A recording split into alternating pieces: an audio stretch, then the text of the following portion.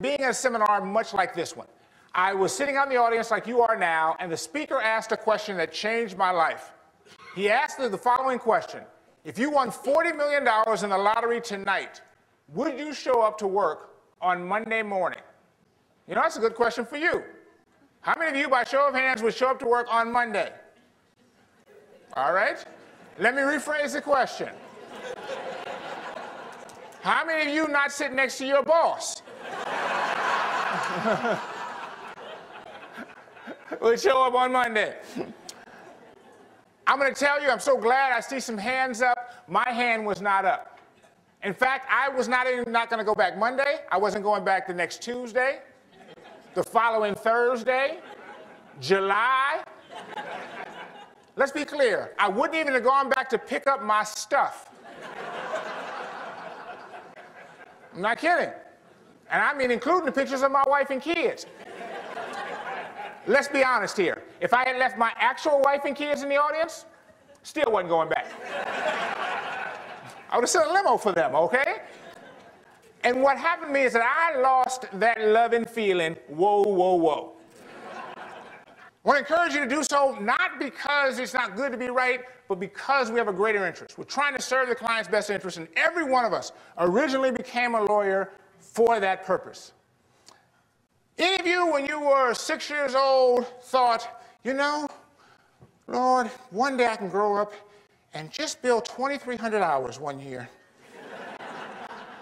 That's all I really asked, Lord. Let me tell you how I became a lawyer. I became a lawyer because I saw this movie. Anybody see this movie? To Kill a Mockingbird. Here's the thing is, and you know, almost everyone knows, but there are a couple of young people in the room. So I have to explain to the young people because this is an old movie. And it was made an old time in movies where they used to have people in the movies called actors. Just couldn't be a rapper and play yourself. You had to pretend to be someone other than who you actually were. Thus the term acting. The actor here is Gregory Peck. I see this movie, I'm 6 years old. I don't know anything at 6. At 43, I don't know anything. Here's what I see, though. I see Gregory Peck defending a man. And by the way, let's take a step back here. I do have to ask you this. I just discovered recently, did you know this was a book, too?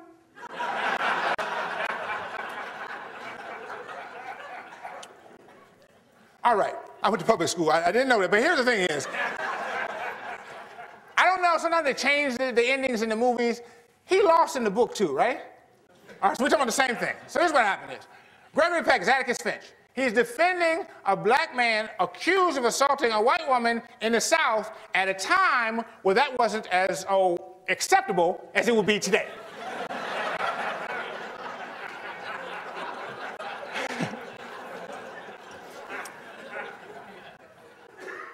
He defends this man, all right, at great personal cost. It's not a popular cause, all right? He's not getting business cards thrown at him and a lot of new business, all right? Economic cost, even safety. People attack him and his family, and yet he still does what's right.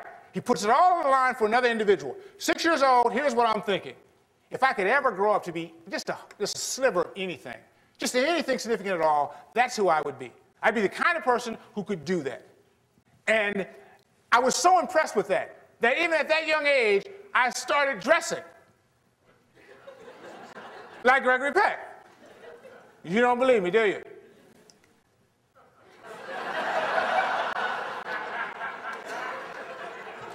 Three-piece suit. That's my sister Scout.